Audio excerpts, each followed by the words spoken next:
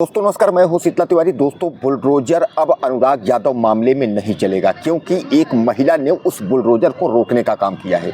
जैसा कि आप जानते हैं, अनुराग यादव के हत्यारों के घर पर नोटिस चस्पा हो गई थी और 15 दिन का समय दिया गया था, जिसमें यह कहा गया था कि 25 तारीख को आपके बंजर स्थित घर पर बुलडोजर चलेगा। जैसा कि आप जानते हैं, अनुराग यादव की जो हत्यारे हैं, यानी जो दरोगा लालता यादव और रमेश यादव और राजेश यादव, यानी इनका जो घर है वह सरकारी ज़मीन में यानी बंजर में बना हुआ है, जिसका विवाद चल रहा था, जिसमें अनुराग यादव की हत्या हुई थी।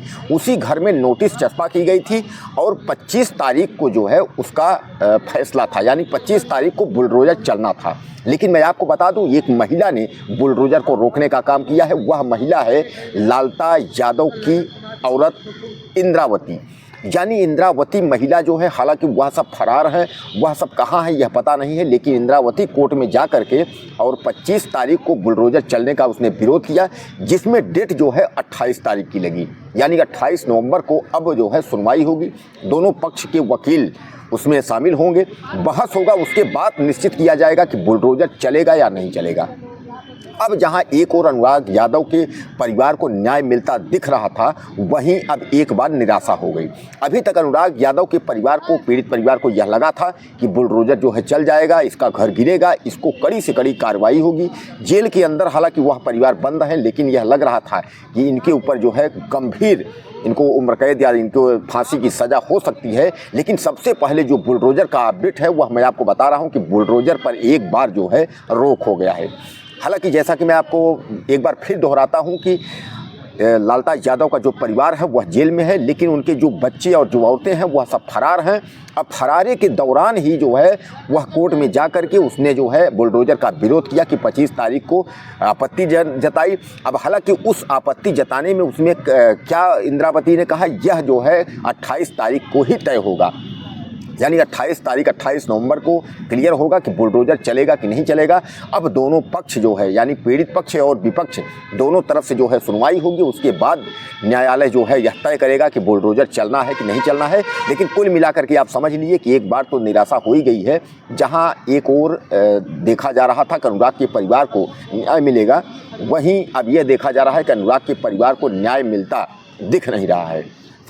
अब कुल मिलाकर के आप समझ लीजिए कि जो 25 लाख रुपए की जो आर्थिक सहायता सरकार द्वारा कही गई थी, उस पर भी जो है निराशा हुआ। यानी अनुराग यादव के परिवार को अभी तक एक पैसा वित्त, आप चाहे आप मुख्यमंत्री राहत कोष से कहें, चाहे आप प्रधानमंत्री राहत कोष से कहें, इन दोनों कोष से जो है अभी एक पैसा उसको जो है अनुराग यादव के परिवार यानी पीड़ित पक्ष को नहीं मिला है।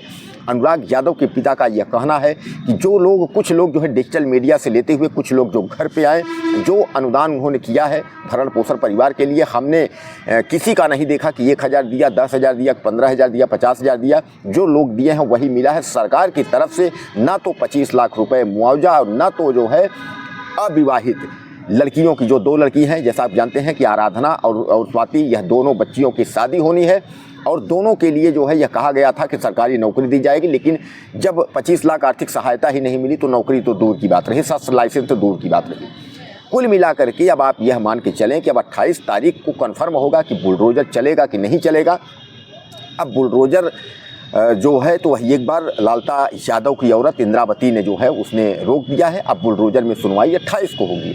तो कुल मिलाकर के अब यह भी आप मान के चलिए कि अब ये लग रहा है कि अनुराग यादव का जो परिवार है उसको न्याय मिलता जो है अब दूर दिख रहा है। कारण ये है कि यह दबंग जो परिवार है, बंजर में जो ज़मीन में जो भी इसने मकान बनवाया, उसका एक मकान जो है, जो अनुराग यादव का जो परिवार का मकान है, उसमें भी इसने स्टे करवा के रखा हुआ है। उसको भी उन लोगों को छाने छोपने या उनको रहने नहीं दे रहा है। उसके अलावा जो है अनुराग के परिवार के ऊपर इसने एक बार छिनौती का, लालता यादव जब अपने पोस्टिंग में था तो इसने धनबाद में मुकदमा किया था कि हमारे जो है हमारे पैसा जो है, हमारी तनख्वाह जो छीन ली गई, छिनौती का भी मुकदमा। यानी कहने का तात्पर्य ये है, ये किन प्रकारेण मतलब किसी तरीके से अनुराग यादव पीड़ित परिवार जो है उसको भगाने का प्लान था और पूरा ज़मीन जो है हड़पने का इसका प्लान था।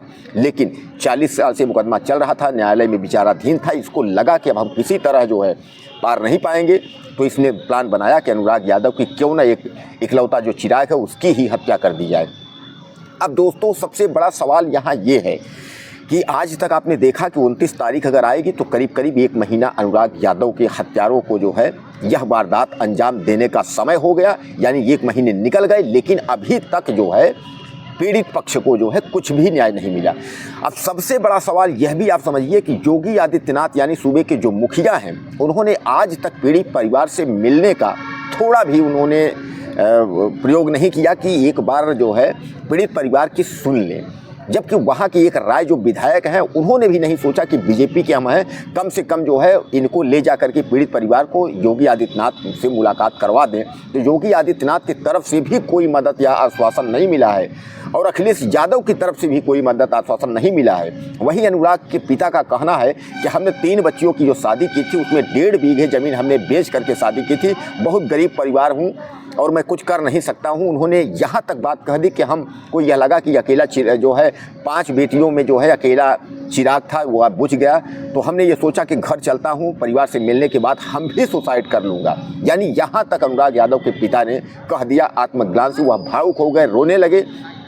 लेकिन इस सरकार को अब आप समझ लीजिए क्या कहूँ कि मतलब हम लोगों को खुद शर्मिंदगी महसूस हो रही थी जिस तरीके से हम लोग वीडियो पर वीडियो जो है जारी किए कि अनुराग परिवार को न्याय मिलेगा, बुलडोजर चलेगा, उनको आर्थिक सहायता मिलेगी, लेकिन आप समझ लीजिए कि कोई भी सहायता नहीं मिली। और सबसे बड़ी सवाल एक वहाँ और है कि इन्हीं में से एक का नाम है राजकुमार।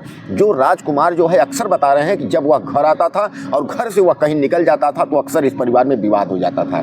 यानी अनुराग यादव के पिता कह रहे हैं कि उसको हम लोग समझते थे कि यह जब घर में रहता है सब ठीक ठाक रहता है, लेकिन जब ये घर से बाहर निकल जाता है तो ही क्यों बवाल होता है।